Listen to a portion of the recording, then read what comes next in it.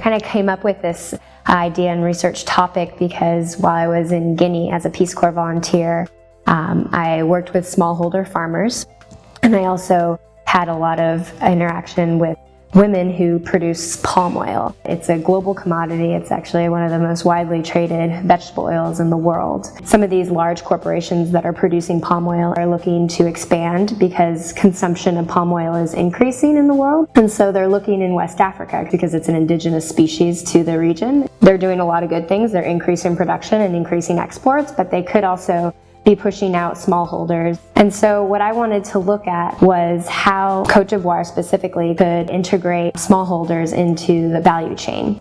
The Minister of Agriculture has actually already taken steps in the cocoa sector to initiate public-private partnerships. Some of the steps that I suggest that he takes is meeting with some of these larger agribusinesses as well as with some of the cooperatives of smallholders. The large agribusinesses will provide possibly subsidized inputs such as fertilizers, improved seeds, pesticides on a contract that those smallholders guarantee their supply to the large agribusinesses. So it actually is really great for both stakeholders.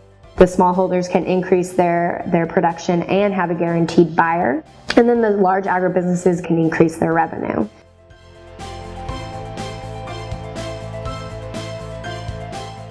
In Malaysia and Indonesia, they cut down all the rainforests, and it's going to have huge impacts on the environment. And so there's a new movement called a Roundtable for Sustainable Palm Oil, and that is a certification process that companies can go through. A lot of the smallholders actually already use sustainable agricultural practices. I think that's a way that the smallholders can actually teach the large agribusinesses how they can sustainably grow palm oil as well as food crops and other possibly export crops. I think it's a really exciting time for development. And I wanted to be a part of it. And so I applied to Duke, and it's been the best decision. The professors, most of them are all practitioners, and so they have real life experience in the field. And one of the best parts of the program is that I'm only one of 2 Americans in my class. You have so many different perspectives from every country almost around the world.